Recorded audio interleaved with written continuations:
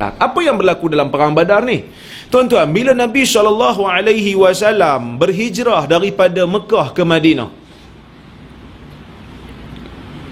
bila Nabi dah establishkan negara Madinah, maka Nabi buat perjanjian dengan orang Madinah dan juga orang Yahudi yang berada di Madinah untuk mempertahankan Madinah daripada serangan luar. Kerana Nabi tahu, bila diwujudkan negara, maka negara itu mesti stabil. Dia tak boleh ada serangan luar, sebab dia baru nak muncul. Maka cara yang digunakan adalah dengan dia buat perjanjian dengan orang Yahudi dan juga dengan orang Islam daripada golongan Muhajirin dan Ansar untuk mempertahankan Madinah. Baik. Kemudian daripada itu, apabila perjanjian telah dibuat, maka Nabi melihat Mekah merupakan satu ancaman pada ketika itu, kerana Mekah merupakan biladul kufur, negara yang dikuasai oleh orang kafir pada masa itu. Kafir harbi lah. Kerana orang kafir di Mekah pada masa itu memerangi Islam. So kita kena tahu, bukan semua kafir dalam dunia ni harbi, tak. Kafir ni ada beberapa jenis. Kafir yang duduk dalam negara Islam, yang tidak memerangi orang Islam, yang berjanji untuk taat setia kepada undang-undang yang ada dalam negara Islam. Kafir ni kita panggil kafir zimmi. Yang ni kita tak boleh nak buat apa, dia dihormati. Tak boleh nak pergi bunuh dia, haram. Dalam hadis menyebut, man qatala muahidan lam yarah raihatal jannah. So siapa yang membunuh kafir yang ada perjanjian damai dengan orang Islam, maka dia tidak akan dapat bau syurga. Ada juga kafir yang dipanggil sebagai kafir harbi, yang memerangi Islam seperti mana orang Mekah pada masa itu. Dia bunuh orang Islam sehingga orang Islam lari. Maka Nabi melihat Mekah merupakan ancaman kepada Madinah pada masa itu. Jadi Nabi cuba untuk melaksanakan serangan ambush, gerila terhadap rombongan-rombongan yang berniaga daripada Mekah ke Syam. Dan Madinah ni strategik, kerana orang yang daripada Mekah nak pergi ke Syam, nak pergi berniaga ke Syam, dia mesti melalui berdekatan dengan Madinah.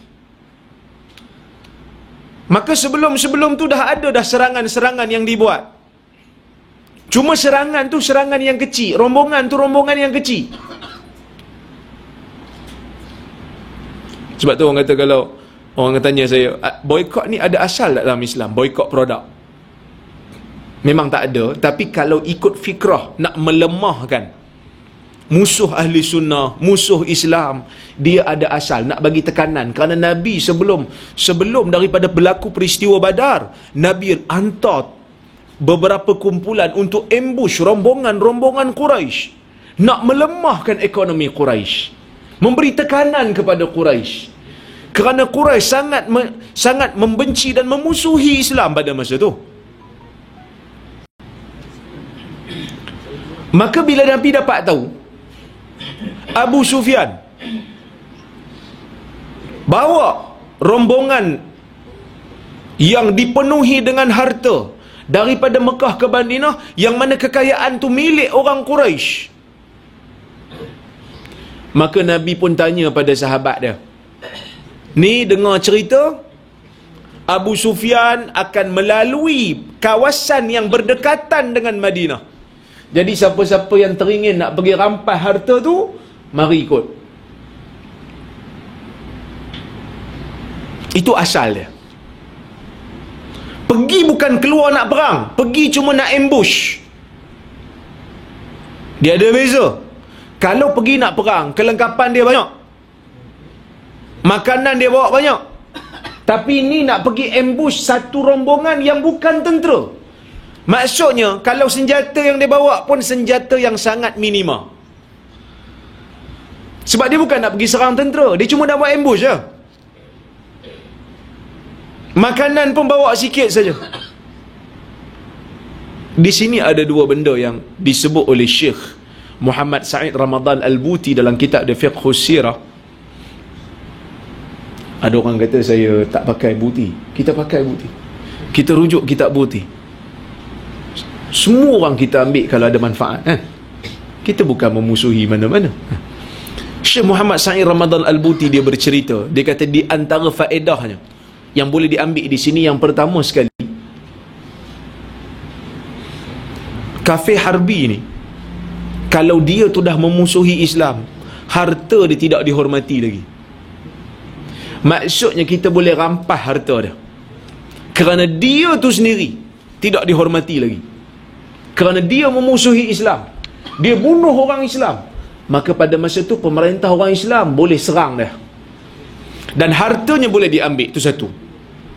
Yang kedua, kenapa Nabi suruh rampas harta tu? Nabi suruh rampas harta tu kerana orang Islam masa mereka berhijrah daripada Mekah ke Madinah, mereka tak bawa harta yang banyak. Kerana nak pergi hijrah ni kena pergi sembunyi-sembunyi, evacuation kan, bukan boleh bawa barang banyak, bawa hanya yang penting. Yang mana harta-harta yang ada di Mekah itu ditinggalkan. Jadi Nabi suruh ambil kekayaan tu sebagai ganti harta yang telah ditinggalkan oleh orang-orang Islam di Mekah.